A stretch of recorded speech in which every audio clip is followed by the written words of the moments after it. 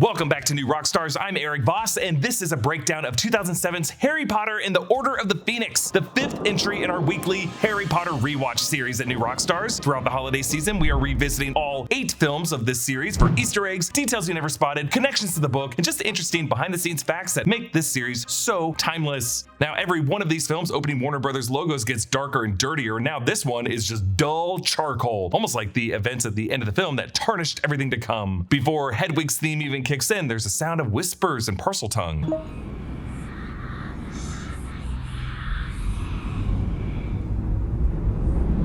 As Harry will be hearing Voldemort's whispers in his head. The title of the film floats out of the mist toward the camera, and there's a quick shot of the prophecy ball. That's really the MacGuffin of this whole entry that transitions into the blazing hot sun. We're back in Little Wingene. All the grass is dead because there's an ongoing drought, and it symbolizes the rot and decay that's been able to take hold since Voldemort has returned. The TV announcer gives the weather both in Fahrenheit and Celsius to accommodate the American audiences who wouldn't have understood why mid-30s means a heat wave. Now, the Order of the Phoenix book took place in 1995, and there was indeed a heat wave that year, the British Isles heat wave. The highest temperature recorded was 35.2 degrees Celsius, 95.4 degrees Fahrenheit. This playground looks similar to the one Harry looked at in Prisoner of Azkaban, but it isn't next to the road like that one was, so it's unclear if it's supposed to be the exact same one. Harry watches a loving mother with her son, who is right around Harry's age. This is Harry's saddest and moodiest movie yet, which is partially because Voldemort's moods are affecting him, but also because, puberty. Dudley and his friends spent the summer bullying the kids in town. In the book, Dudley isn't quite as cruel as he is here, and Harry actually seeks him out and antagonizes him first because he has a lot of pent-up anger over Cedric's death. Dudley's shorts have the number 5 on them. This is movie number 5,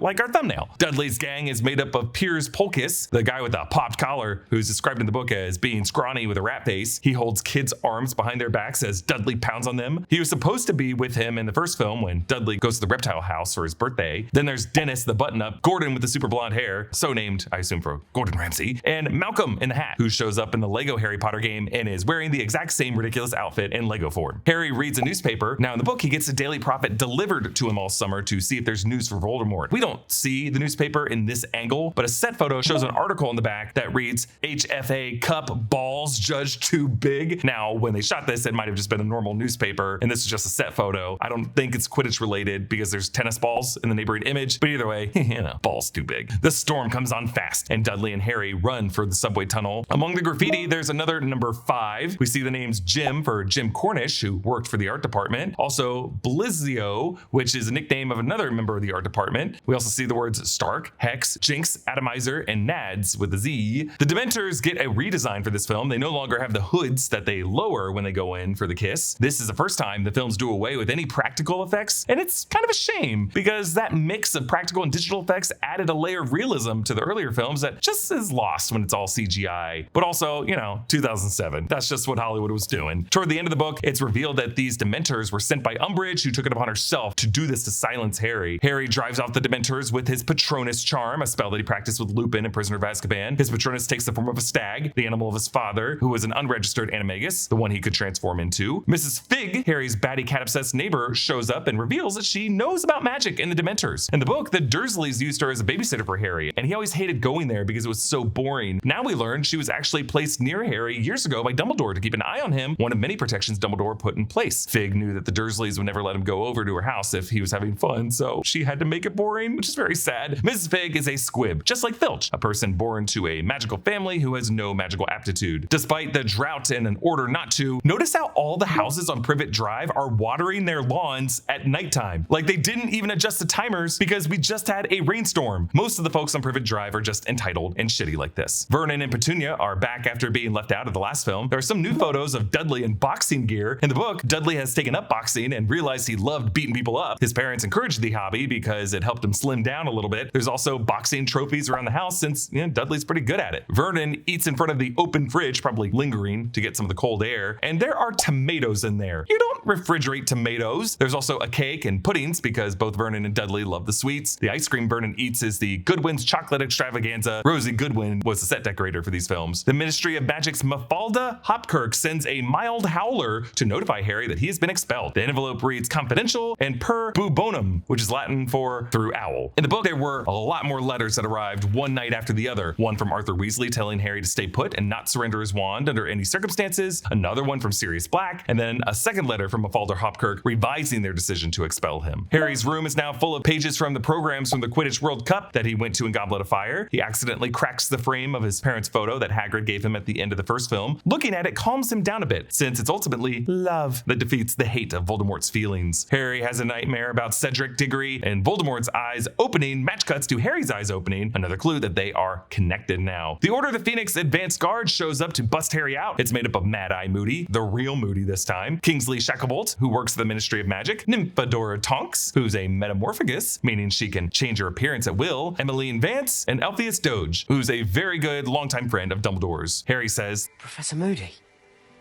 what are you doing here? Rescuing you, of course. This is the same exchange that Harry and Ron and the twins had in the Chamber of Secrets. Ron, Fred, George, what are you all doing here? Rescuing you, of course. Moody's broom is outfitted with a seat and hand controls because of his prosthetic leg. Moody says, Don't break ranks if one of us is killed. So in July 2007, this fifth movie came out 2 weeks before the seventh and final book, Deathly Hallows. And fans who were experiencing both in the same month had Moody's death and Deathly Hallows fresh in their minds, dying in the transfer of Harry from this house in Privet Drive while no one broke ranks. The group flies over London, the River Thames. They are flying incredibly low considering they are trying to avoid being spotted by the Muggles. The film, of course, will return to these thrilling aerial shots in the final act when they're riding the Thestrals. This fifth film was directed by David Yates, who would direct all the remaining films of the franchise, including the 3 Fantastic Beasts films. You'll notice a certain, I call it desaturated tidiness to all the films from here on out, with a lot of efficient cut twos that jump past the transition and magic that glows with a soft CGI that illuminates an otherwise dark and gray world. It's why these later films all kind of feel like well-shot BBC series with a suddenly insane VFX budget. Number 12, Grimmauld Place, the headquarters of the Order of the Phoenix, is designed to look extremely high and thin on the interior to give the impression that it's been squished in between numbers 11 and 13. It's protected by a Fidelius charm, which means that anyone who doesn't know about it and its location cannot find it. This squishing effect on the neighboring houses recalls the squeeze effect on Harry in the night bus in Prisoner of Azkaban. And I just like this recurring VFX motif that the wizarding world kind of exists uncomfortably in between the Muggle world. And I love the detail that the last part of Grimmauld Place to pop up is the Iron Gate, kind of like a warning of the Fidelius charm. Now, of course, the name Grimmauld is a play on words, Grim Old Place, and a nod to Sirius Black's form as what they thought was the Grim. Harry overhears Sirius arguing with Arthur Weasley.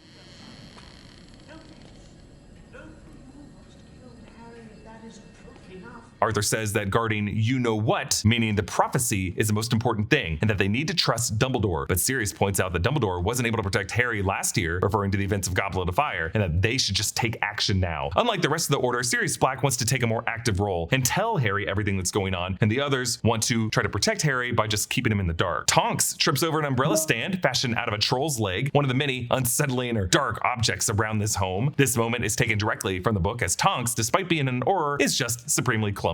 Harry passes by glass cases filled with the heads of past house elves who worked for the Black family, and he spots Kreacher, the current house elf of the House of Black. Because Sirius Black was in Azkaban and the other members of the Black family are either dead or elsewhere, Kreacher has just been living in the house alone with just a painting of Sirius's mother to talk to for company. At some point, you hear him go, there, I'm here, as he dusts it. Here, though, he's mumbling about half-breeds and scum being led into his mistress's house. Now, we just see the corner of the portrait frame covered by a black curtain, because in the book, her portrait would always scream at anyone that she could see. Similar to how Dobby and Winky were left out of Goblet of Fire, Kreacher was not in the initial draft of this film, but JK Rowling said that they absolutely needed to include him. This is likely because Book 7 would return to Grimmauld Place to recover the locket that none of them could open. That gets mentioned in passing in Book 5, which we find out later was the real locket Horcrux that Regulus Black was involved with. And just going back to read the 5th book when we knew what Horcruxes were and finding that little mention in Book 5 was just such a fun experience on Muggle Guggled and Leaky Cauldron circa,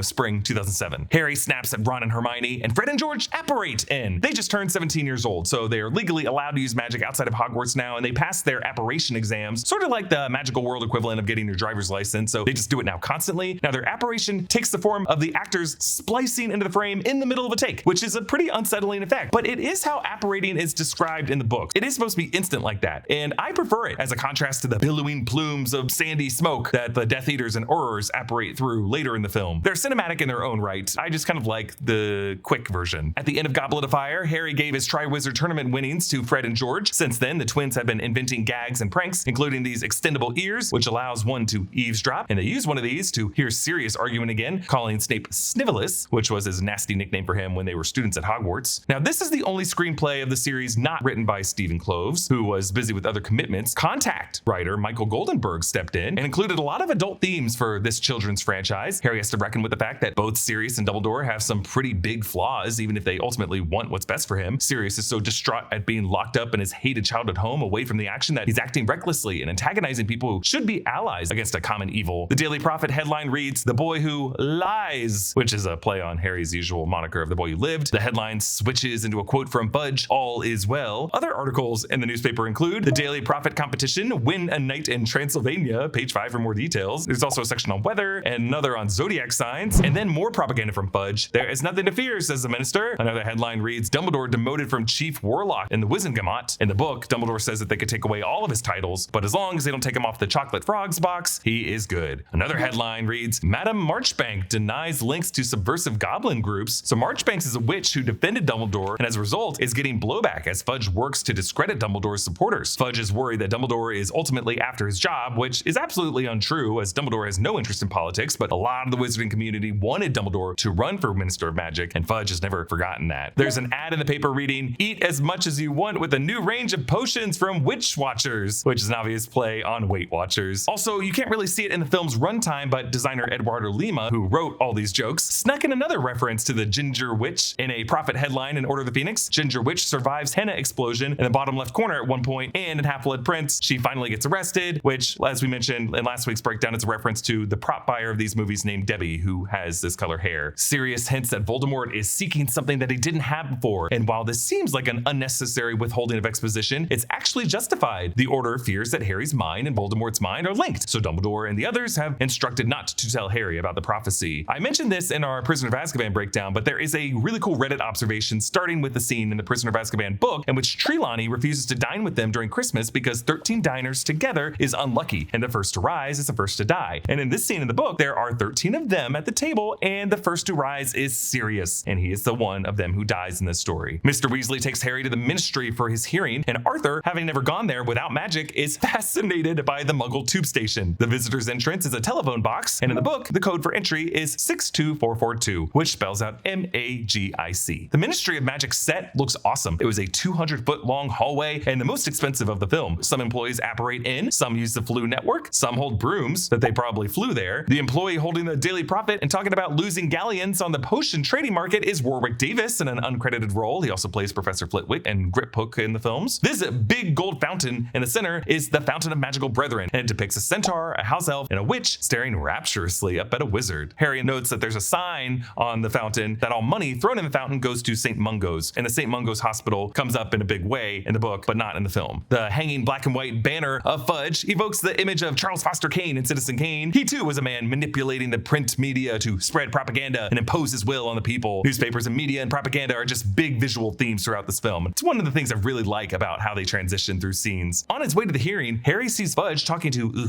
Lucius Malfoy, who he later realizes is down there poking around near the Department of Mysteries at Voldemort's request. This is the first time Harry has seen Lucius Malfoy since they were in the cemetery together, and it's got to be completely insane to just see your would-be murderer chilling and chatting away with the top political authority. Harry previously saw this courtroom in a memory in Dumbledore's Pensieve and Goblet of Fire. His hearing is in front of the full Wizengamot, which is highly unusual for a simple case of underage magic usage. Dumbledore calls this out. The term Wizengamot is a play on the English term Wittengamot, which referred to the King's Advisory Council up until the 11th century, and it was a precursor to Parliament. Percy Weasley is behind Fudge, furiously taking notes. He completely ignores his father whenever he sees him, so Percy got a promotion to the Ministry of Magic as Fudge's aide, leading to a falling out with the rest of the family as Fudge uses the Daily Daily Prophet to discredit Harry and Dumbledore. This led to a huge fight between Percy and Arthur. Percy called his father a joke, which he kind of is, and Arthur implied that Percy only got his job so that Fudge could spy on the Weasleys, which is also true. We get Dumbledore's full name. Albus Percival Wulfric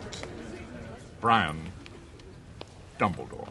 I love Michael Gambon's pause before he says Brian, and we actually heard him hint at his very long name when he was inside Hagrid's cabin in Prisoner of Azkaban during the Time Turner sequence. I love the theory that Brian might have just been included by Rowling as a nod to the Monty Python Life of Brian film, and Brian was an analog for Jesus, and it could just be a nod to Harry being the chosen one. Dolores Umbridge is there as well, looking pretty smug, played perfectly and infuriatingly in this film by the great Imelda Staunton, who would later go on to play Queen Elizabeth II in the latter 2 seasons of The Crown on Netflix. She absolutely nails Umbridge's annoying throat clearing to get attention.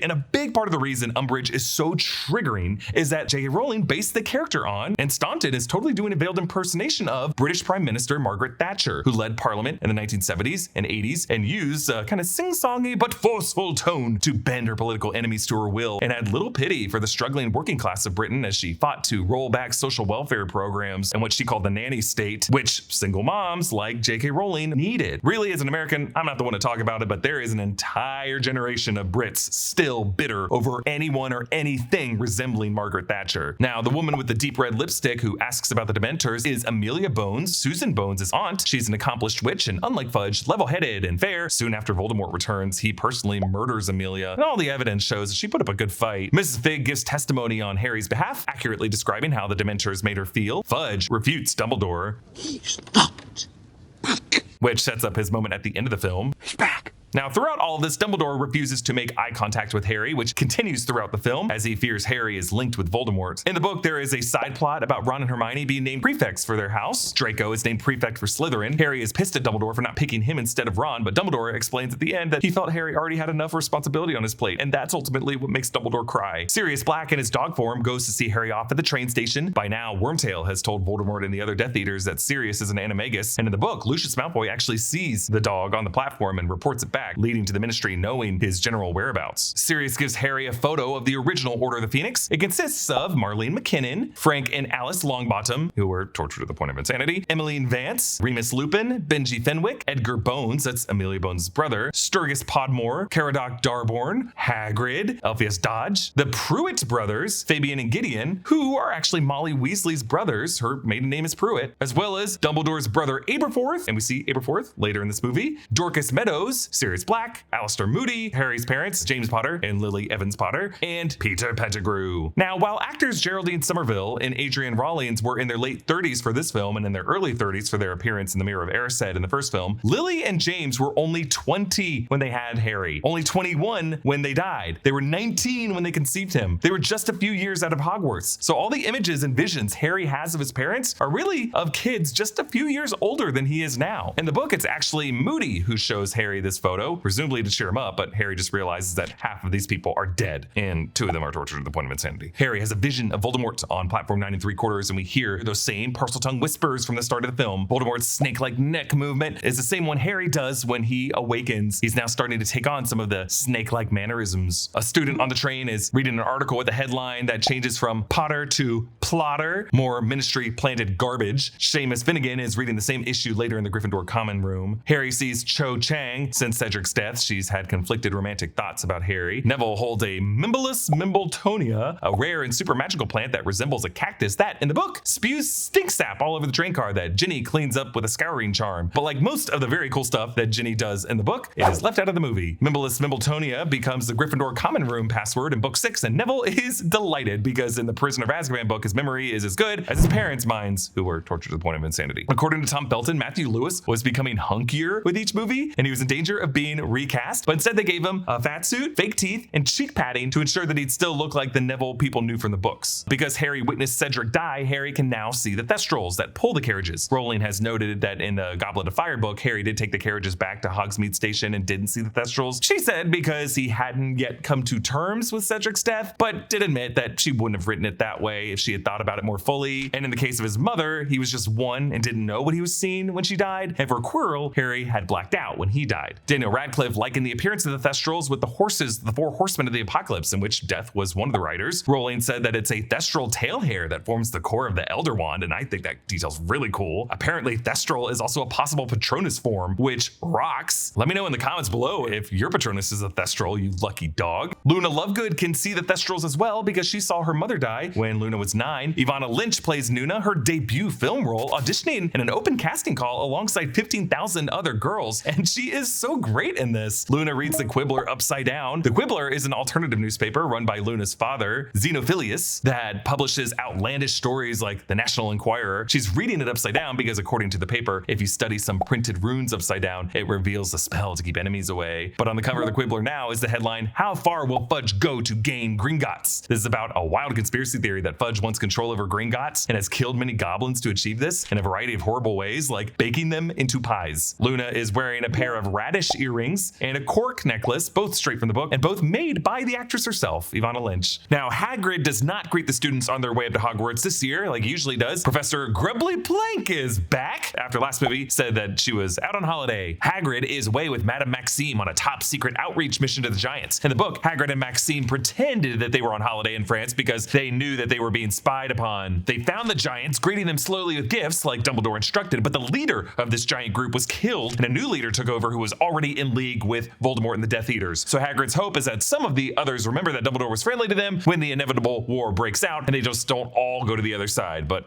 sorry, Hagrid. In the Great Hall, Seamus glares at Harry. Seamus's mom gets the Daily Prophet and has been reading anti-Harry propaganda all summer. She almost didn't let Seamus come back to Hogwarts in this term. And one thing you'll notice from film to film is that the exact order of the tables in the Great Hall changes. Like some years, Gryffindor is right next to Slytherin, whereas in other years, Slytherin is all the way over to the other side of the Great Hall. It always depends on how much they want Malfoy to be in Harry's face versus on the other side of the room sulking. Now, in the Order of the Phoenix book, the Sorting Hat is brought out and sings a song with updated lyrics about the Hogwarts houses really this year need to stick together in these trying times to align themselves against the dangers outside the school. The lyrics this year include, "But this year I'll go further, listen closely to my song. Though condemned I am to split you, still I worry that it's wrong." And then a bit later, "For our Hogwarts is in danger from external deadly foes, and we must unite inside her or we'll crumble from within." Here we don't get those lyrics, but we do get to see the Sorting Hat sitting on its stool over on the far right of frame of the teacher's table. Dolores Umbridge is announced as this year's Defense Against the Dark Arts teacher. The costume designer dressed Imelda Staunton in increasingly obnoxious and saturated shades of pink as she gains more and more power. So she starts as kind of like bubblegum pink, but then later in the Dark Forest, she is deep fuchsia. She is wearing a little kitten pen, which is a theme for her in the movie. Her office is decked out in china plates with meowing kittens on them. And while cats were not as big of a deal for the character in the book, she is described as having like Technicolor cats on her walls. A kitten, I believe, is also sewed into her sleeve in another shot. In the Gryffindor common room, Seamus's Daily Prophet also includes an ad for Romanian beast climbing. Beast climbing is another sport in the wizarding world akin to bull riding. Harry snaps at Ron and then does the snake head twitch again. These intensify for him as the film goes to show Voldemort's increasingly strong connection to him. So Harry dreams of the hallway to the Department of Mysteries because Voldemort is obsessed with the Department of Mysteries and with retrieving the prophecy. Harry glides along like a snake because it is actually Nagini who is going down this hallway. We see rapid fire dream images, Voldemort's outstretched hand as he beckons Harry, Lucius and Fudge at the end of the hallway, the closed door to the Department of Mysteries, which has balanced scales on the doorknob, the round light fixture in the hallway of Grimmauld Place, the round sun setting behind the clouds, and the ball containing the prophecy. They repeat, all linked by this shared orb imagery, and then Voldemort's bald head,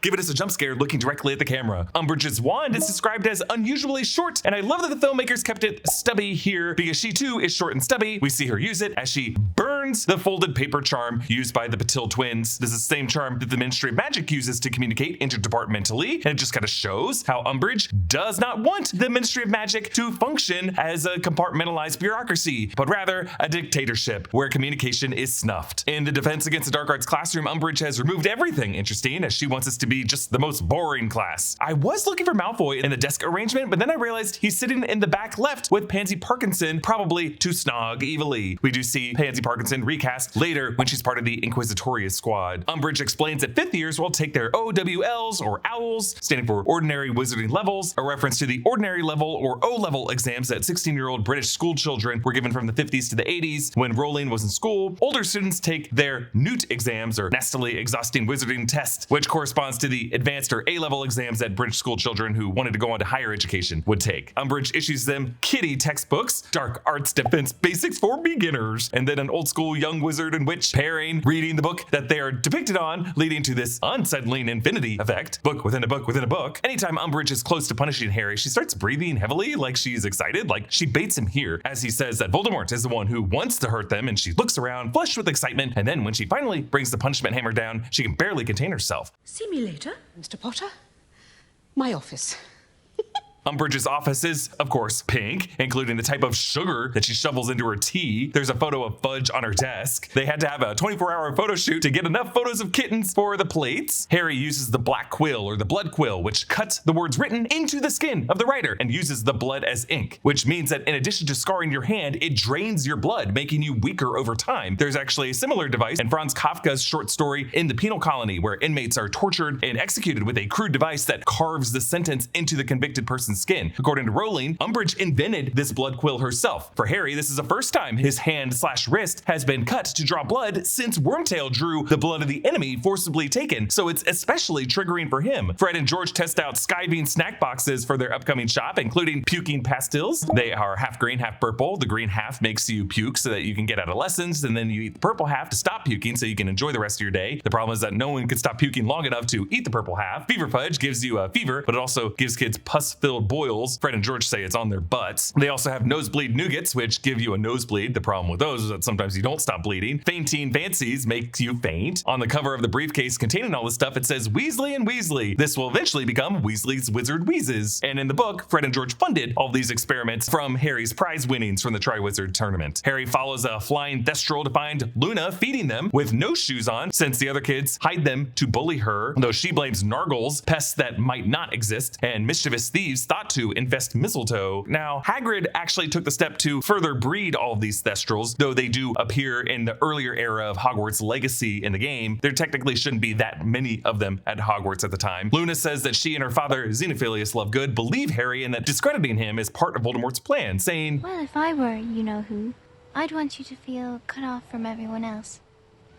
'Cause if it's just you alone, you're not as much of a threat." That does, in a way, foreshadow the strategy against Voldemort. Cut off each of his Horcruxes and he will be alone. A storyline for the book that's left out of the film deals with Hermione contacting Rita Skeeter, who's been unemployed since Hermione found out she's an unregistered animagus and threatened her with exposure if she spreads any more lies. Hermione has Harry give her an interview, and he names all the Death Eaters who were there in the cemetery, including Lucius Malfoy, Crabbe Sr., Goyle Sr., and Luna's father agrees to publish the full interview in the Quibbler, and the tide starts to turn and people believe Harry, including Seamus, who apologizes. I love this match cut from the baby Thestral stuffing a big chunk of raw meat down its gullet to Ron stuffing a sausage in his mouth. He's always described in the book as a voracious eater who practically swallows his food whole. Ron reads a book with the title Cram It! How to Soar on Your O.W.Ls. There's a one-upping scene between Umbridge and McGonagall where each witch steps up on a higher step to underline their points, but when Umbridge accuses McGonagall of disloyalty, that takes Minerva aback as she realizes she's no longer in a debate over teaching methods, but a political debate and a fascistic takeover of education itself. Filch hammers up Education Decree number 23. Dolores Jane Umbridge has been appointed to the post of Hogwarts High Inquisitor, as referred to in Decree number 157 of 1924, formerly known to be the Ministerial Management of Magical Mayhem, Act number 792B, as subject to approved by the very important members of Section MI Tricks. We get a spinny newspaper. We get so much exposition from these Daily Prophet montages, as well as some cutting social commentary on the way propaganda and the media can spin and frame the narrative. The main story reads, Exclusive Ministry seeks educational reform, new era dawns at Hogwarts. With public confidence in Albus Dumbledore quickly dwindling, the Ministry of Magic has passed new legislation, giving itself an unprecedented level of control at Hogwarts School of Witchcraft and Wizardry. Another headline reads, Left and Right to Merge Magical Breakthrough, which I think is a reference to like the political left and the political right, and they're just kind of saying that like this is a unifying issue that has breached the political divide. We glide into the photo of Umbridge into a camera movement around her posing for the photographers, and then glide back out from her in the newspaper page to another paper where we see parents endorse ministry move. On the left, there's an article with the headline, High Security Wizard Prison Blunder, which could refer to the fact that the Dementors are starting to rebel. A hilarious headline reads, Vampire admitted to casualty after garlic bread overdose. Another says, Fairy Nargles spotted. Then there's Minister Fudge puts education on the front line, and bootlicker Percy Weasley is right next to Fudge, his little errand boy. Umbridge evaluates the other teachers, including Severus Snape. You applied first for the Defense Against the Dark Arts post, is that correct? Yes, But you were unsuccessful? obviously. And this is the first time we've seen this angle of the background of Snape's potions classroom that has all kinds of interesting Latin phrases and potions ingredients. We see this again in Half-Blood Prince when Slughorn takes over the class. Then we see Umbridge evaluating Trelawney, forcing her to make a prediction, and Trelawney warns that she's in great danger, which the Centaurs, who are no strangers to prophecy, will fulfill later. More and more decrees are added to the wall, including number 21, no music to be played during study hours. Number 30, all Weasley products will be banned immediately. Number 46, proper dress decorum is to be maintained at all times. And on this wall, there's already a number 41. Students may not discuss the upsetting events of last year. Anyone found doing so will be punished, which feels directly targeted at Cho and the Hufflepuffs mourning Cedric Diggory, and probably further leads them to join Dumbledore's army. Umbridge measures Flitwick. She hates what she refers to as half-breeds and tries to legislate them away. Flitwick is part goblin. Umbridge fires Trelawney. Trelawney pathetically stumbles back on her luggage and then walks forward directly into another suitcase. She's able to see into the future, but not directly in front of her. And it's so sad to see Minerva McGonagall go out to comfort her when in the books, Minerva and Sybil do not get along. Dumbledore allows Trelawney to stay on the grounds. He hired her as a teacher after she made the prophecy about Harry and wants to keep her safe with him and just to keep an eye on her. Dumbledore growls at them all. But you all have studying to do. Harry calls after Dumbledore, and while he turns his head upon hearing Harry, he does not turn back to greet him. In the book, Dumbledore replaces Trelawney with Firenze the Centaur, which Umbridge hates because of her aforementioned dislike of any non-human or mixed blood creatures. As Fudge says Sirius's name on the radio broadcast, Sirius's head appears on the Gryffindor common room fire. He achieves this using flue powder, but only sticking his head in the fire, a slightly more accurate effect than the talking coals of the Goblet of Fire film. Sirius jokes that Umbridge is training them to kill half-breeds. She recently passed the anti-werewolf legislation that's made it impossible for Lupin to get work, so he's looking worse than ever, and Sirius is particularly annoyed with her. Hermione decides that they have to defend themselves, and we transition into the storm.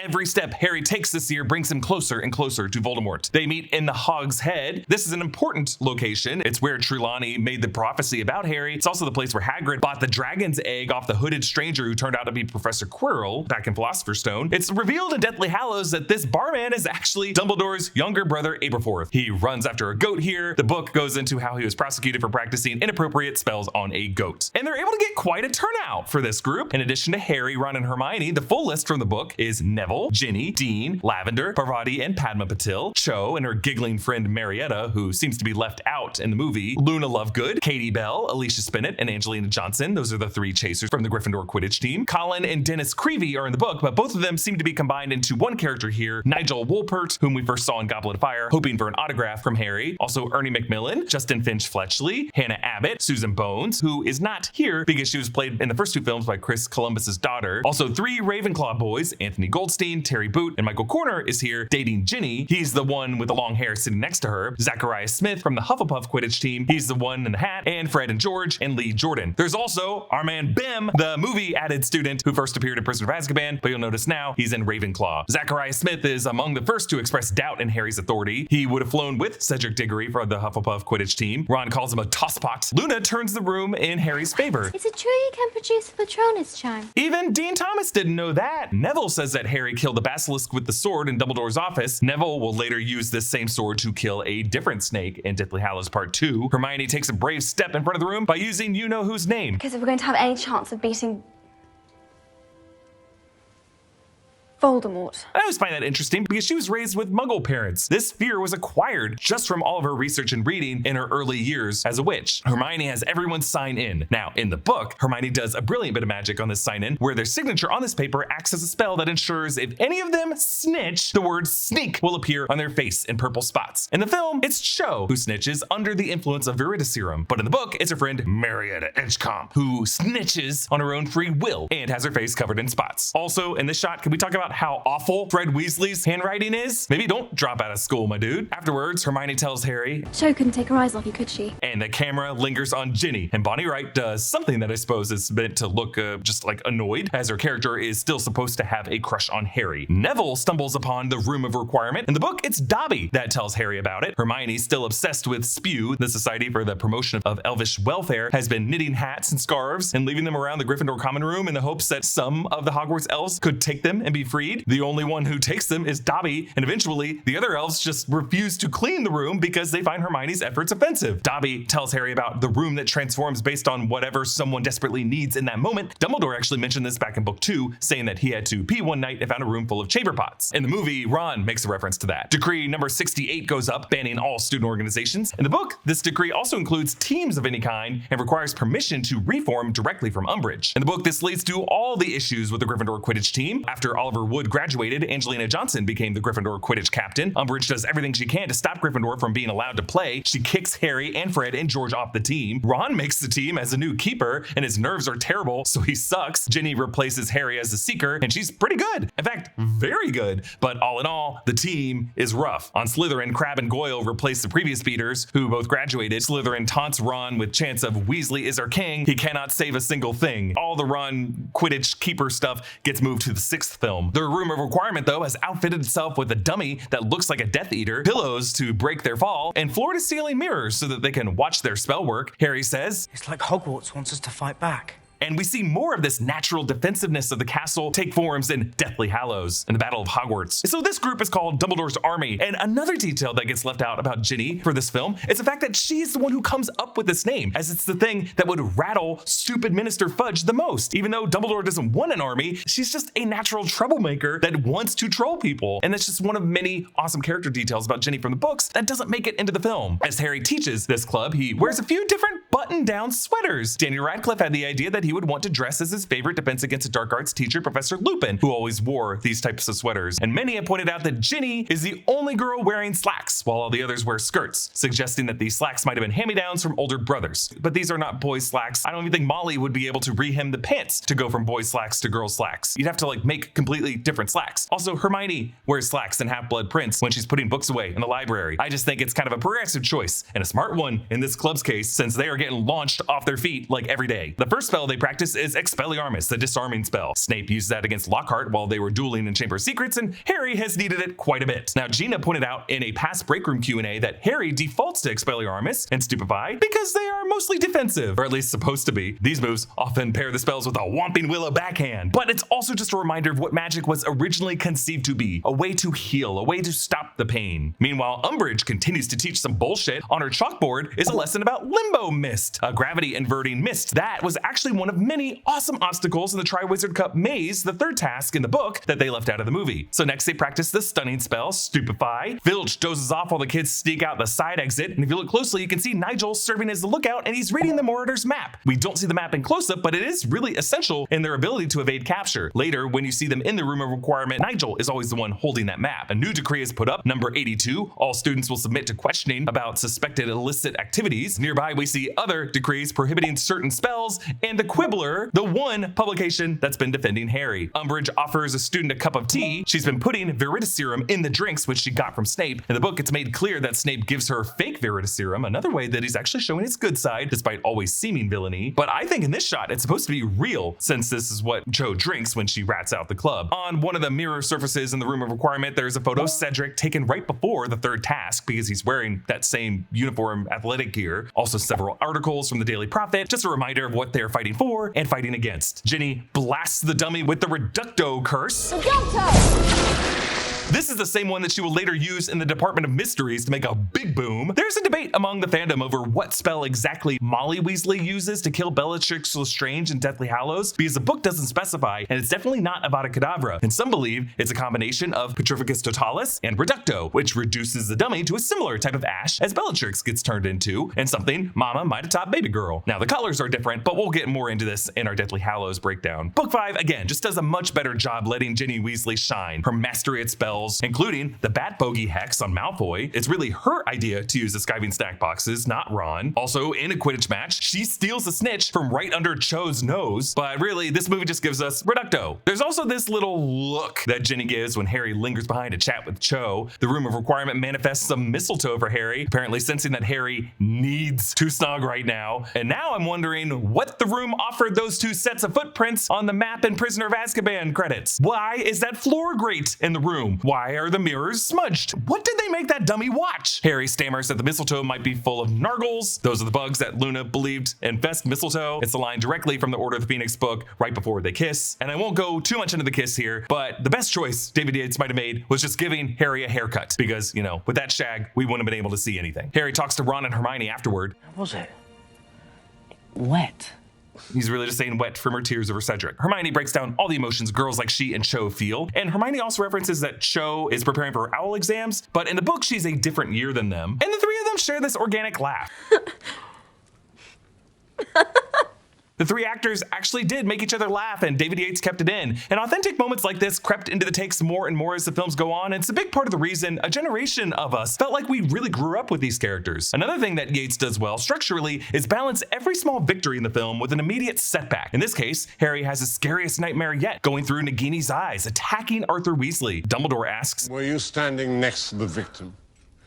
Or looking down at the scene? He knows Harry's mind is linked with Voldemort's. Deathly Hallows gives us the added context later that Harry and Nagini are both Horcruxes of Voldemort. Dumbledore alerts his portraits, Everard and Phineas. Those are former Hogwarts headmasters. Everard was one of the school's most celebrated heads and has a painting at the Ministry of Magic, so we can raise the alarm over there with the other members of the Order. Phineas Nigellus Black was one of the least popular headmasters, famously cruel and part of Sirius's family tree. He's also the headmaster at Hogwarts during the era of Hogwarts Legacy. When Dumbledore won't look at Harry, the kid finally snaps. Look at me! The sudden outburst of anger is a Voldemort red flag that Dumbledore fears most. His avoidance of Harry is not working. To protect Harry from Voldemort's psychic link, Dumbledore has Snape teach Harry Occlumency, the ability to fortify one's mind from legilimency, which is boring into a person's mind to see their thoughts and to control them. Snape is an excellent Occlumens because he's been using the skill to close his mind to Voldemort. Snape doesn't prepare Harry at all for his first hit of legilimens, and we see some key memories intercut with extreme close-ups of Alan Rickman's eye as he looks through each of these. We see Harry flying over the River Thames. We see Harry seeing Sirius at Grimmauld Place. Hermione greets him with a hug. The Dementors and Little Whinging. We see the meetings of Dumbledore's army. We see Harry dreaming of Voldemort on platform 9 3/4. We see Harry standing with Dudley at the playground. We see the closed door of the Department of Mysteries, and then Voldemort's beside the train again. We transition into the Christmas holiday, and here in the book, there is a whole section where Harry, Hermione, and the Weasleys visit Arthur at St. Mungo's hospital as he's recovering from Nagini's attack. And in the scene of the book, they run into Gilderoy Lockhart, who continues to receive fan mail. They also run into Neville, who is there visiting his parents, who are tortured to the point of insanity. I know I've been making light of that this whole series, but it's only because it's just so horrifying. And the only way I can process it is to just kind of about it, right? This is a kid who has been dealing with this his whole life, and we can never forget it. The book includes this tragic scene where Neville's mom gives him an empty gum wrapper as a present, and his grandmother tells Neville to throw it away, but Harry notices that Neville saves the wrapper in his pocket. It's just so sad. Now, the movies identify Bellatrix Lestrange as like the sole culprit of the torturing, but in the book, it was Bellatrix with Rodolphus Lestrange, Robaston Lestrange, and our old friend Barty Crouch Jr. The St. Mungo sequence was in the original script draft for the Order of the Phoenix film, along with a Kenneth Branagh cameo, but they were cut for time and for budget and just replaced with Neville's moment with Harry in the Room of Requirement. We do see Harry celebrating Christmas with a recovering Arthur at Grimmauld Place. After having enough sweaters with a big R knitted on them, now Molly makes Ron a vest. Harry finds Sirius's family tree room. This family tree room is so cool. The wallpaper is in the book, but there wasn't enough in the book to fill the wallpaper for the film. So producer David Heyman had to ask JK Rowling for help filling it out. And she sent them a whole family tree of the Black family. And they released the full family tree art online, and you can see every single name on that family tree. It's very detailed. Here you can see the words at the top reading, "The noble and most ancient house of Black, toujours pur," which means always pure because of this family's historical pure blood fanaticism. Along with Sirius's name, some others have been burned away for various reasons. Sirius's uncle Alphibard is gone. He left Sirius a bunch of gold when he died and got blasted off the tree for it. Sirius's brother Regulus Black is still there. He comes back a big way in Deathly Hallows. He was a Death Eater that was murdered by Voldemort, or on Voldemort's orders, but it's revealed that he got his hands on the locket Horcrux and tried to destroy it. The fact that they put him as an Easter egg in this movie was just a really fun detail for book readers because it gave us like 2 weeks of a head start on the Deathly Hallows book that would release in bookstores 2 weeks after this, because we're all speculating who was R.A.B. and a lot of us were like, could it have been like another R named Black? Phineas Nigellus Black is there, whose portrait we saw earlier in Dumbledore's office. Araminta Melliflua was Sirius's mom's cousin who tried to force through a ministry bill to make Muggle hunting legal. I know, yikes. His aunt Elodora is the one who started the tradition of beheading the house elves when they got too old. And we saw those beheaded elves in the hallway. Tonks's mother, Andromeda, was Sirius's favorite cousin. She's also burnt out. Andromeda and Tonks's names are actually burnt out. Andromeda married a wizard born to Muggle parents. Andromeda's sisters are Bellatrix and Narcissa. Narcissa married, of course, Lucius Malfoy, and they had Draco. Sirius is also related to Molly Weasley. Her maiden name was Pruitt, and the Pruitts were connected to the Blacks by marriage. There aren't enough pureblood wizards, so the ones who exist are all related in some way or another. All in all, Rowling gave the production 70 names for the tapestry and included how they're all related to one another. Sirius gives Harry some parting reassurance, but as he leaves the room, we hear some whispers.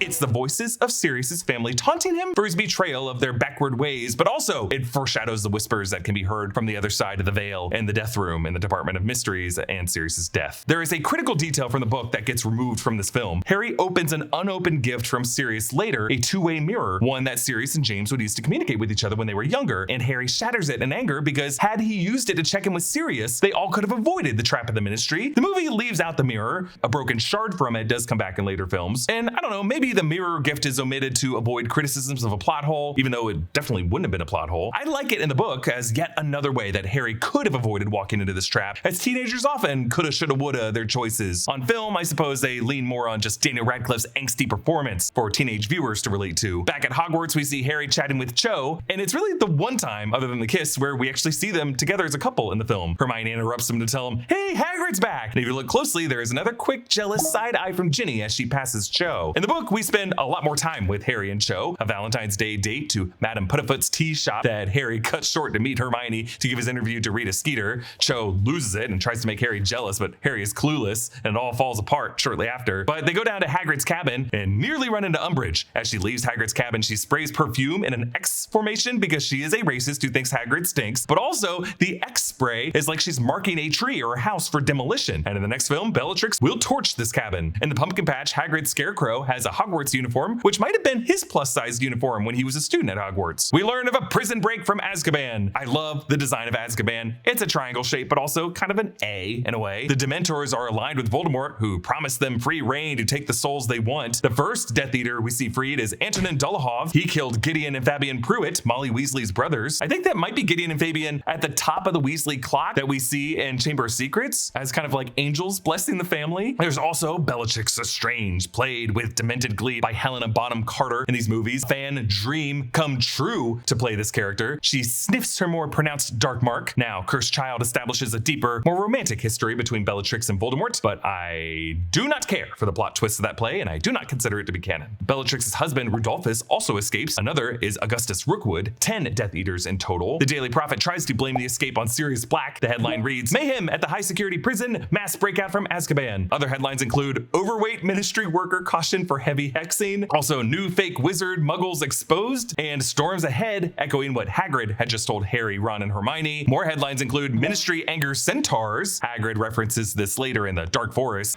The ministry restricts their territory much more. They're going to have a full uprising on their hands. There's also a headline offering 10,000 galleons on Black's head. Another reads Centaur crisis continues and Dementors under scrutiny. The mugshot of Bellatrix rages. In the book, she was supposed to be beautiful and stunning when she was brought into Azkaban. So either this photo was taken later or Helena Bonham Carter was like, I'm making a choice. Really, the growling is meant to motivate Neville's furious reaction upon reading this article. And it's moments like these that make these prophet article to reality transitions so effective, because we see how these news stories are really rattling the humans that are reading them. The inconsistencies in the prophet's reporting of the Azkaban breakout has turned public sympathy in favor of Harry, and we get to see Seamus apologizing, and it feels so good. So, what I'm really trying to say is that I believe you. Now in the background, it's clear that Slytherin is way ahead and points for the House Cup. I love this detail because Umbridge has been favoring them and the Inquisitorial Squad, which is mostly made up of the Slytherin house students and is allowed to dock points from other houses, and they get unfair bonus points. In the book, one of the members of the squad is actually Slytherin Quidditch player Graham Montague, whom Fred and George shove into a vanishing cabinet to keep him from snitching. While in that cabinet, Graham could hear stuff from Hogwarts and stuff from Borgin and Burkes, which is a key detail for how Malfoy later gets the idea in Half-Blood Prince to use a vanishing cabinet to sneak Death Eaters into Hogwarts. Now on the breakfast tables, there's a yellow and orange cereal box labeled Cheery Owls, an obvious nod to Cheerios, and another box labeled Pixie Puffs, which are like sugar puffs. With Neville ready to blow some shit up with his parents' torturers on the loose, Dumbledore's army moves on to Patronus Charms, Expecto Patronum! which are more important now that Dementors have flipped in this Wizarding War. Hermione's Patronus is an otter. Jo Rowling said that they were her favorite animal. Ron's is a Jack Russell Terrier. Luna's Patronus is a hare, and Ginny's Patronus is a horse. My Patronus, by the way, on Pottermore is a black stallion, and I'm very proud of it. This scene is really a mix of two of David Yates' director hallmarks, beautifully wispy, glowing magic amidst a grimy, gray, practical environment, which in my opinion would go on to define really the whole glowing energy vibe that we'd go on to see in a lot of nerd IP film franchises from here on out. Another director detail from Yates, a sudden shift from a small victory to a big ol' uh-oh as the Inquisitorial Squad finds a room of requirement. Bombarda? Excellent. Bombarda is the same spell Hermione used to break Sirius out of the tower in Prisoner of Azkaban. They're dragged into Dumbledore's office, where the opening shot establishes Fawkes the Phoenix on his perch, ready to assist Dumbledore. Dumbledore claims Dumbledore's army was his idea alone. Now in the book, Harry isn't caught in the room of requirement, he's caught running in the halls after Marietta Edgecombe snitches. And then in the book, Dumbledore casts a powerful stun on Fudge and Umbridge and Percy Weasley and Dawlish and Kingsley, so that it wouldn't look suspicious if Kingsley was the only one left unstunned. And he gives orders to McGonagall and Harry while the others are knocked out. And then right before they all come to, Fawkes gets them out of there. But here in the movie, it happens way faster. Dumbledore sizes up the room when Fudge brings up Azkaban. I like that little detail. And then, as he does in the book, he gives Harry the slightest wink, reminding us of his wink to Hermione at the beginning of the Time Turner sequence in Prisoner of Azkaban. And then it's just his YMCA clap on Fawkes that blasts everyone back. Kingsley says, "You may not like him, Minister, but you can't deny Dumbledore's got style." The line comes from Phineas Nigellus Black in the portrait in the book, but here they give it to Kingsley, and I like the change. So Umbridge becomes head of Hogwarts. Now the reforms happen real fast. Boys and girls are not permitted to be within 8 inches of each other. 8 inches? What exactly has she been measuring with that tape? Filch takes down the paintings. The portrait of the healers is actually made up of cameos by producers David Heyman, David Barron, Lionel Wigram, Lauren Orlins, and John Trehy, and unit production manager Tim Lewis. They first posed for this in Prisoner of Azkaban. Later, when Filch puts his portrait back, I love the details that all the healers are like holding their heads dazed. The full Dumbledore's Army Club writes lines with blood quills as Umbridge sits in the headmaster's chair and her feet don't touch the floor, showing how she can't properly fill this chair. Dumbledore's army shoulder checks Cho, even though we later find out her confession was forced with Veritaserum. This is the last time we see her in this movie. Actually, in this hall, the statue in the background depicts the architect of Hogwarts, who along with Rowena Ravenclaw designed the castle floor plan. He isn't mentioned in the books, but in Hogwarts Legacy, student chatter speculates that he was Rowena's lover and therefore Helena Ravenclaw's possible father. The statue shows an eagle and a serpent on his arm, and by his feet, a lion and a badger. We meet Hagrid's half-brother, Grawp, created through a process by Image Metrics called soul capturing. This visual effect captures our souls and shits them out, because it looks like they did not want the face to look too human, so they created this CGI Alfred E. Newman that unfortunately just does not hold up. But Hagrid saying, "I'm the only family he's got," leads to the transition of Harry looking up at his mother and father in the Mirror of Erised, except this time Snape butts in on the memory. I love how they repurposed the take from a younger Daniel Radcliffe to react to Snape in the present. Snape sees more of Harry's memories, the maze and the Goblet of Fire, the third task, Grawp, Sirius Black when he said bye to Harry in Goblet of Fire, Dumbledore's YMCA move, Harry and Cho kissing, Voldemort on the train platform again, Arthur Weasley being attacked by Nagini, the photo of James and Lily dancing by the fountain, Sirius's mugshot, the door at the Department of Mysteries, the same dream images of Voldemort stretching out his hand, the sun, the prophecy ball, Harry hugging Sirius with Snape now standing behind him saying, "I may vomit."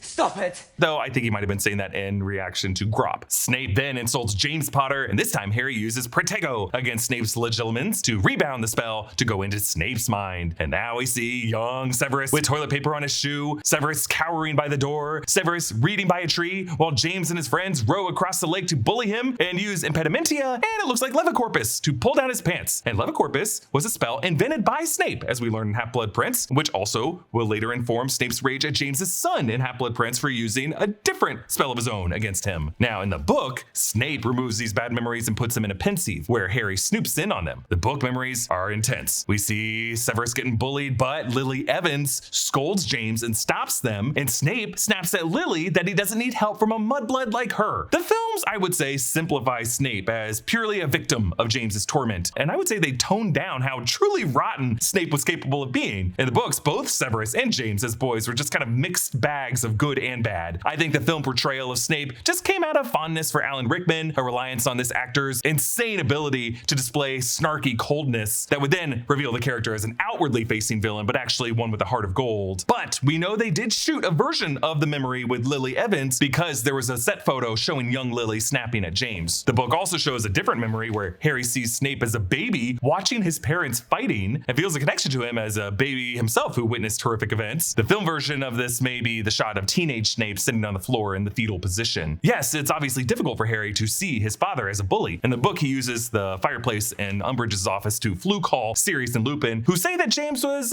immature in those days, and James and Snape had a Harry Malfoy relationship. And because Harry doesn't properly learn his lesson about James and Severus here, and really no longer has Sirius to help him understand how complex people can be, Harry goes into Half-Blood Prince still with blind hatred for Draco and for Severus, and doesn't realize until it's too late that their suffering is a lot like his suffering. But Snape here is shaken.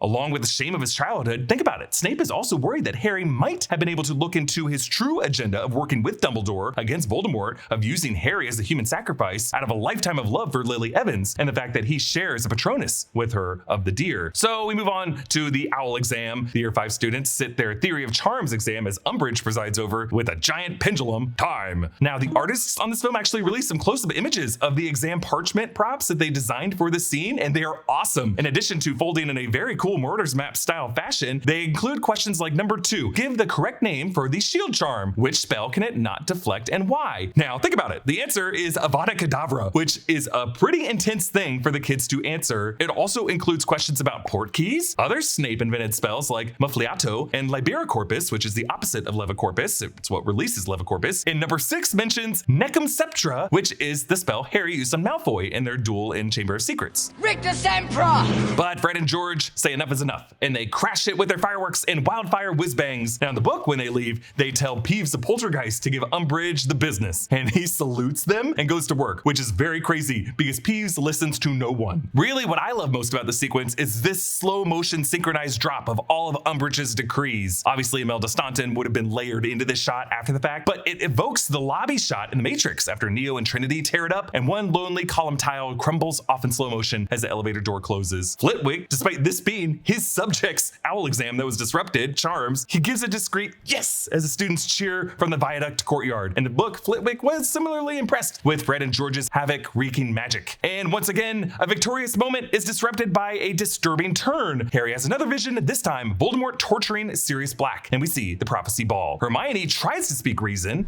What if Voldemort meant for you to see this? Listen to your friend, Harry. But I also appreciate that even Hogwarts forces Harry to stall in this moment with a rotating staircase, as if the castle is trying to force Harry to just take a breath and listen to the obvious trap he is walking into. Harry reasons that Sirius is the only family he's got left, which worked when Hagrid said it about Grawp. So Harry goes back to Umbridge's fireplace to try to flee, but here's where he gets caught. Now in the book, he gets caught after Umbridge tries to capture Hagrid, and McGonagall gets stunned in the fight, leaving no adult at Hogwarts for Harry to warn other than Snape, whom Harry isn't talking to. So then he calls Kreacher at Grimmauld Place, who says his master is at the Department of Mysteries, but it's really because Kreacher is at this moment serving Sirius's cousin Bellatrix. So he gets him with semantics. Now, if you look closely in Umbridge's office, you can see boxes of confiscated skiving snack boxes, which is a great detail since the students have been using them to get out of classes. And it's a great detail because it sets up Ron and the others using them to escape later by letting Draco and his buddies eat them. We learn that Snape depleted his Viridiserum on Cho, and they all register this, but again, no one apologizes to Cho in this movie. And again, they shoulder checked her earlier. Cho does nothing wrong in these films, except I guess not being Ginny. Harry tells Snape, He's got Padfoot. He's got Padfoot at the place where it's hidden. Now, it's a risk for Harry to say because he's acknowledging that both he and Snape know Sirius's childhood nickname and saw that traumatizing moment that information would have come from, and that back in Prisoner of Azkaban, when Harry read that snotty message from the Mortars map, he knew that he was continuing to perpetuate that bullying. And Alan Rickman is just so good here. What is he talking about, Snape?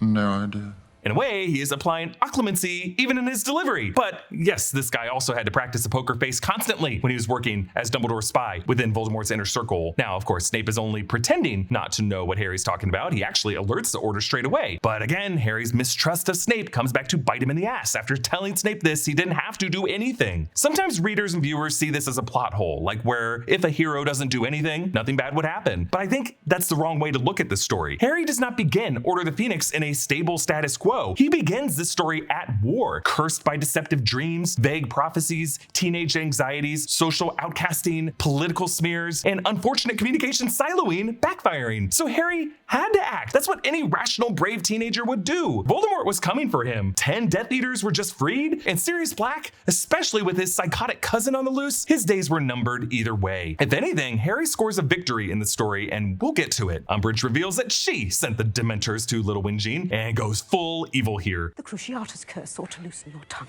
That's illegal. I like how the cat plates start screaming, meowing. Listen to the cats. Meow, meow, meow. They'll send it to Azkaban for that. Meow. So Hermione improvises. Her hope is that the Centaurs might help them, but in the book, this plan goes very wrong. And the Centaurs are pissed at Harry and Hermione too. The Centaurs are not named here, but the Centaur leader, Bane, is one of these. Hermione and Harry are saved in the nick of time by Grawp, and my favorite line comes up here. Tell them I mean no harm! I'm sorry, Professor.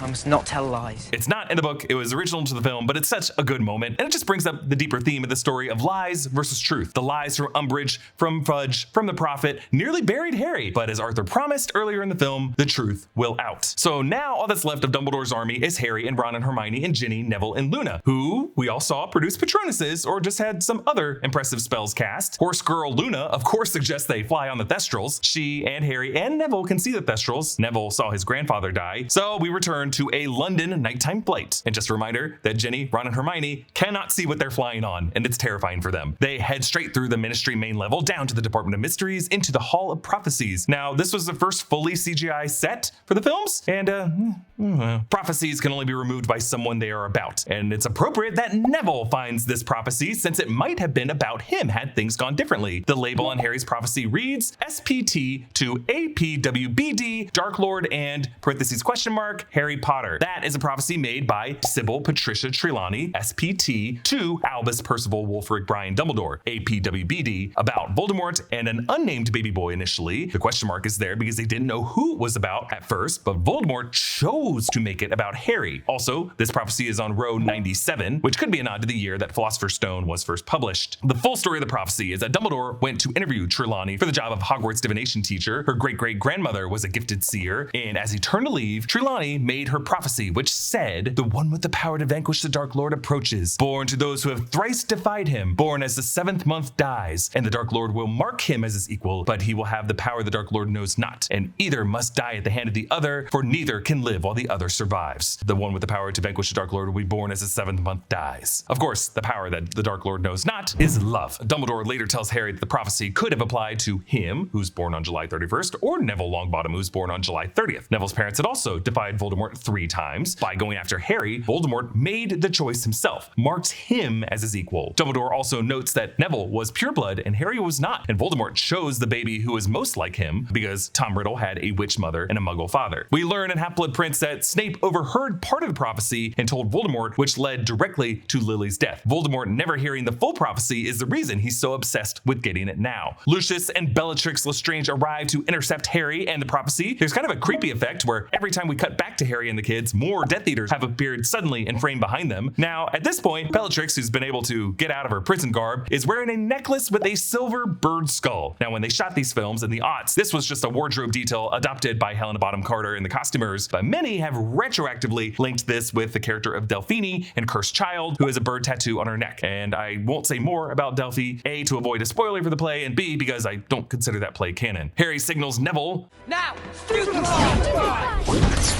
Yes, they double stupefy at Lucius and Bellatrix, knowing only one spell can hit one foe, so you know Neville was aiming his for Bellatrix. But in both cases, the spells are blocked. Hermione fires another stupefy, and while the Death Eater blocks it, it looks like the spell ricochets off a prophecy and hits the Death Eater beside him, sending him flying, and that is the path they take. Now, the Death Eater apparition process in this movie is frustratingly slow and sandy, but it does make for a very cool visual. It just makes them far less practically effective. Like when Antonin Dolohov chases Harry while apparating next to him, he just kind of smokily grins over at him like he's a dolphin jumping by a boat instead of tackling the kid or just snatching the prophecy. Luna takes a hit to the face and uses Levicorpus, again, that is Snape's invented spell, and that was what they were using on Nigel back in the Room of Requirement, but we don't learn about the spell in the books until Half-Blood Prince, since it's one of Snape's own inventions. Neville hits Jugson with Petrificus Totalis, which is the same curse Hermione used on Neville in the first film when he had to lay on the Gryffindor common room for several hours, paralyzed, probably thinking about how his parents were tortured to the point of insanity. Ginny uses Redecto and basically sets off a Trinity test. You know, probably one of the Death Eaters died there. Now, in the book, they run through all kinds of crazy rooms. There's a room where an egg keeps hatching a bird and the bird keeps dying and turning into an egg over and over again. And they realize that this room studies time. A Death Eater falls into the stream near the egg and he keeps rapidly aging and being reborn. And he manages to pull himself free, but he has the head of a baby and flails around everywhere. They also see an area with clocks that, when they break, repair themselves and break all over again, including a cabinet of time turners. And this room is implied to be destroyed. So it seems like JK Rowling did this to remove time turners from the logical game board and kept them only in the Ministry's power until Fudge finally admits that Voldemort is back. And that would explain why the Ministry wouldn't have used time turners to go back and change anything. Also, based on the logic of time turners, they wouldn't have used them because they hadn't already used them. I know. There's also a room with sentient floating brains floating in liquid, and one of these brains attacks Ron, who often doesn't have one, but we still love him. There's also a room that Dumbledore later reveals is where the most powerful form of magic, love, is studied. So really we see how the Department of Mysteries is tackling life's greatest mysteries: time, love, the brain, and, as we see here, death. The one unusual room we see in the movie is this chamber that contains the Veil. Voices. Can you tell what they're saying? There aren't any voices, Harry. Let's get out of here. I hear them too. Harry, it's just an empty archway. We'll get to this veil in a bit when Sirius goes through it. But the Death Eaters apparate into the room. Helena Bonham Carter accidentally punctured Matthew Lewis's eardrum, which got a little excited with her wand, wiggling it in and out of his ear. McNair has Luna. McNair, remember, was the headsman who was hired to execute Buckbeak. Rookwood has Ron. Dolohov has Hermione. And Jugson has Ginny. The Order of the Phoenix arrives. Get away from my godson. Feels a bit like... Get away from her, you bitch! And also the way Molly Weasley will use some creative profanity with Bellatrix. Not my daughter, you bitch! It's a classic white hat, black hat showdown. David Yates took liberties mixing apparition with flight, even though in the books, only Voldemort can fly along with Snape, whom Voldemort taught to fly. It seems like David Yates and the VFX team built on the smoky visual from the Goblet of Fire film in the cemetery. But to be clear, in the Goblet of Fire book, Joe Rowling described the Death Eater apparition in the cemetery this way: the air was suddenly full of swishing of cloaks between graves behind the yew tree. In every shadowy space, wizards were apparating. And I suppose the air suddenly being full of swishing cloaks might feel somewhat like the plume of smoke, but there is a cloth and fabric texture to the apparition that just feels missing from this design. I suppose with the smoke and the ash, they were trying to visually connect with the teleportation of flue powder, and really just to give this smoke trail to make the flying look cooler. And while the aerial apparition makes the duel more cinematic, to me, again, the scariest and most threatening form of apparition is what Fred and George do in the earlier scene. Still, you gotta love this shot.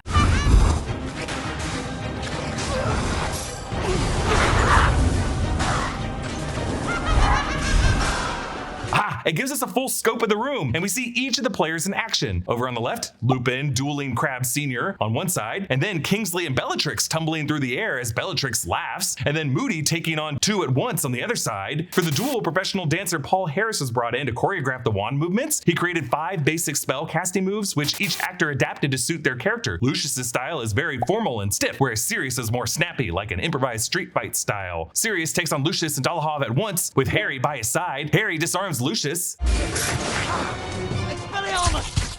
Nice one, James! Oh, nice one, James! Just like Sirius said to James back in Snape's memory. Expelliarmus! Nice one, James. Poor Sirius, he's been trying to fill that hole in his heart for James with Harry, something Molly Weasley called him out on doing. It kind of shows that Sirius is getting closer to joining James in death. David Yates works in another victory, turned into the worst defeat.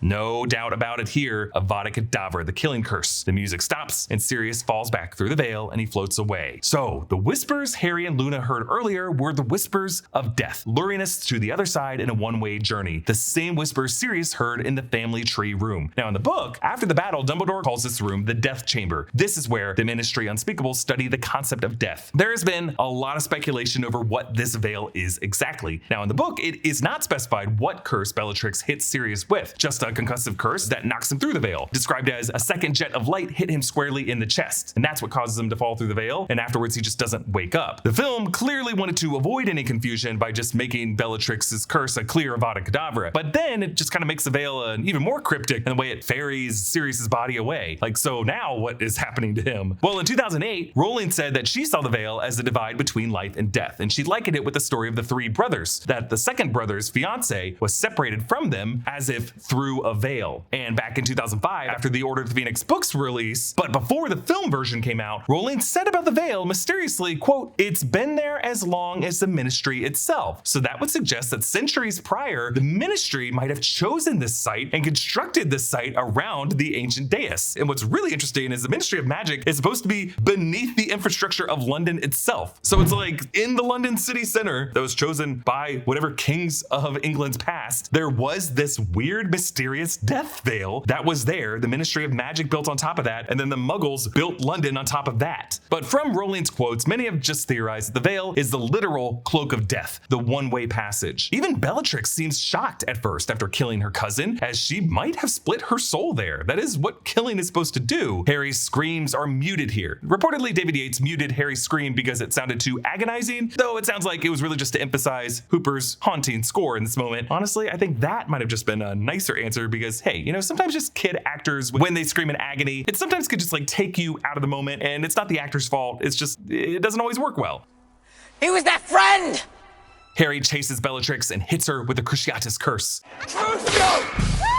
Now, it doesn't work. It scares her, but it doesn't fully torture her because deep down, Harry doesn't really have it in him yet to torture her. Then Dumbledore arrives from Blue Powder. This chapter in the book was called The Only One He Ever Feared, and Voldemort quickly goes from full confidence to, oh shit. Dumbledore greets him with his school name, Tom, just as a way to get under his skin, and Bellatrix nopes the out. Now in the book, Dumbledore shows up earlier and fights the other Death Eaters and then faces Voldemort. There's also a moment where Voldemort uses the killing curse and Fawkes intercepts it, swallowing the curse, and then dies and then is reborn. It's very cool. But in the film, there's all kinds of great detail here. Ralph Fiennes asked for a hook to be added to the end of his wand for this film so that he could move it more fluidly without the fear of it slipping from his hands. We don't know it yet here, but Dumbledore is definitely currently using the Elder Wand, which should make him unbeatable in a duel. But the reason why Voldemort is able to match him here is that Dumbledore is not trying to win this duel. He's just trying to keep Voldemort at bay and to protect Harry. Like, notice Dumbledore's first maneuver in the duel is to push Harry out of the way. Dumbledore knows that until all the Horcruxes are destroyed, beating Voldemort in this kind of duel wouldn't matter. He would just appear in a new form, and Fudge would continue to doubt Voldemort's return. Voldemort has to be defeated the right way. Now, in the film version, their curses fire at each other, and while Voldemort tries to angle the curses at Harry, Dumbledore sidesteps until he's standing directly in front of Harry. The duel moves through the four elements: fire, water, air, earth. Voldemort sends a serpent made out of fiend fire at Dumbledore. Remember, fiend fire is what destroys the Room of Requirement in Deathly Hallows, and it is one of a few things that can destroy a Horcrux. Dumbledore slices the serpent's head off and then uses a hydrokinetic spell to manipulate the water from the Fountain of Magical Brethren.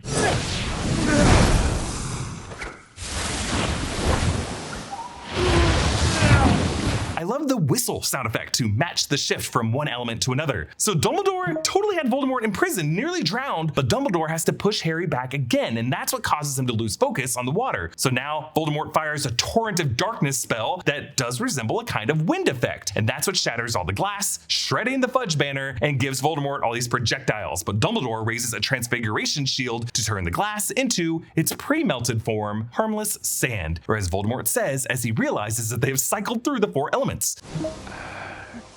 I love that he says Earth, because he's realizing that he was only focused on deadly attacks, while Dumbledore's defensive charms turned the duel into this artistic display. And in doing so, Dumbledore proved to Voldemort that more powerful than destruction is creation, and he tricked Voldemort into helping him make this beautiful poetic thing. Like the Socratic method, he led his student into helping him complete the shared lesson. So Voldemort, frustrated, changes tactics again, just takes hold of Harry, possessing him. You've lost, old man. And Harry, inside, sees his darkest moments. His mother, the moment before her death, Sirius's death, Cedric's death, Dementors and Little Whinging, Arthur Weasley attacked by Nagini, Harry alone in front of the Gryffindor fire. That was part of a deleted scene from this movie. And then Harry alone in the room of requirement, his reflection turns into Voldemort. And he says, "Look at me," the words he screamed at Dumbledore. Now in the midst of these are 6, I'll call them kind of goofy shots of Voldemort that really looks like one used to shoot amateur music videos at the mall, that I assume might have just been added to make it clearer after test audiences didn't fully realize that Voldemort was literally inside of Harry's mind in this moment. Like, look at it. They flicker past quickly, but when you pause it, Ray finds looks just a bit overexposed, and he's over this pure mood CD backdrop, and it looks like an overcorrection that might have come after David Yates was like, fine, I'll put it in, and it's gonna look weird. Harry's friends run up, and his mind shifts to moments of love. Hermione hugging him from the end of Chamber of Secrets, Ron and Harry laughing at the burrow from Chamber of Secrets, Harry's parents smiling at him from the Mirror of Erised, Harry and Sirius hugging, Harry, Ron, and Hermione laughing together in Hogsmeade during the Prisoner of Azkaban, Ron and Hermione smiling at Harry from the end of the first film, them laughing in the Gryffindor common room from earlier, flashes of the earlier bad things he saw now reversing, and then finally Harry punching the mirror wall, literally shoving Voldemort out of his mind. And Harry says it. You're the weak one,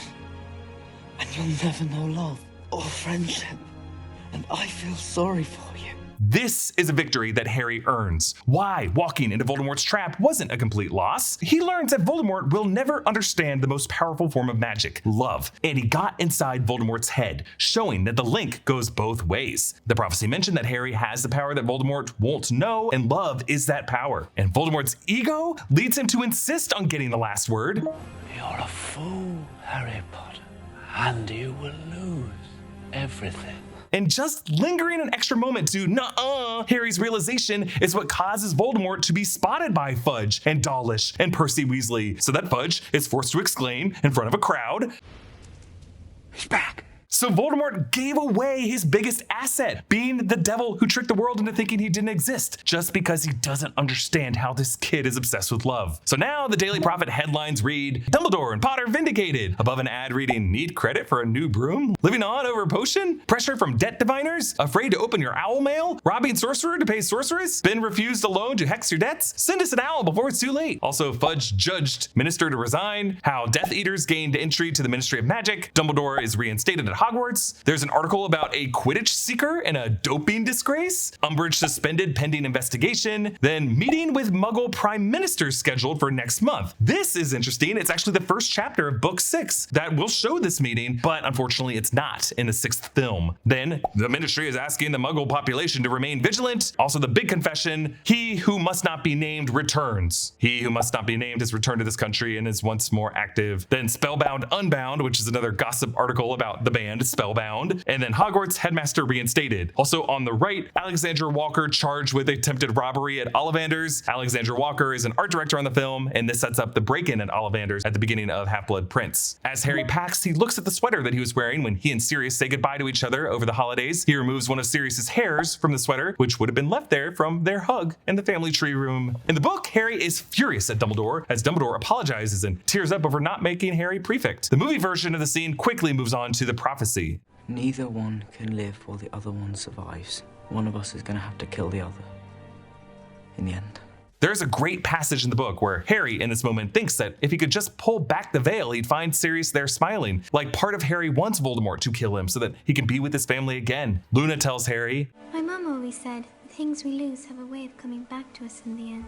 If not always in the way we expect. I see this as foreshadowing chapter 38 of Deathly Hallows, The Forest Again, one of the best things Rowling has written. When Harry, facing what he thinks is the end of his life, uses the Resurrection Stone to reunite with his parents, as well as Sirius and Lupin, because Lupin had died earlier in the battle. As they leave the school, there's a great detail in the background where Padma Patil bumps into one of the Thestrals and looks down, confused. The final shot ends with some practically menacing dark clouds looming over Hogwarts. This film released in early July 2007, just 10 days before the release of the Deathly Hallows book, and it cannot be overstated how apeshit the Harry Potter fandom was in that month. These clouds over Hogwarts were a particular clue that the final battle, for which Harry says that they have something worth fighting for, will go down right here at Harry's only real home. Okay, we're gonna close out with our Room of Requirements section, in which we talk about what the upcoming HBO series is required to get right about the Order of the Phoenix season. Deadline just did a profile on showrunner Francesca Gardinet, and the series is coming in 2027. Okay, requirement number 1 for the 5th season, Ginny Weasley. This film does Ginny dirty. Maybe it's the filmmaker's lack of confidence in the actress, but the script forcing her to the sidelines makes her transition to the forefront and Half-Blood Prince pretty awkward. The HBO series really needs to nail the writing and the casting of Ginny, even if that means casting one young actress to play her in the earlier seasons and then recasting her with an absolute badass in season 4 and season 5 and letting the character be the charming, athletic, talented troublemaker in the script. Requirement 2, we gotta visit St. Mungo's over the Christmas holiday as much as it's gonna hurt. Number 3, the Department of Mysteries needs all the weird crap. The clock room with the time turners, the brain room, the baby-headed Death Eater. We need it all. Number 4, while the movies shifted Ron to joining the Quidditch team and Weasley is our king to movie 6, it's a really fun arc that gives Ron a lot more to do in the Order of the Phoenix story, so move it back to the 5th one. Number 5, this movie does an excellent job putting media and political propaganda at the heart of the story visually, but we need to see Rita Skeeter's role in that spin cycle. And number 6, I think the entire HBO series from season 1 would benefit from elevating Neville Longbottom to a major role, a co-lead as big as Ron and Hermione are. The arbitrary linchpin of Voldemort choosing Harry as the target of the prophecy and not Neville is fascinating, and the two boys being parallel tragic figures should really come into focus in this season. All right, up next in our rewatch series is Harry Potter and the Half-Blood Prince. Huge thanks to Gina Ippolito for helping research and write this breakdown. Download Game of Thrones Legends by clicking the link in the description or scan the QR code and get 50 gold, 3,000 food, and a daily summon token to start your journey. Comment down below with your thoughts, follow me at EA Voss, subscribe to all 3 channels of the New Rockstars Network for breakdowns and news coverage of everything you love. Thanks for watching, Mischief Managed.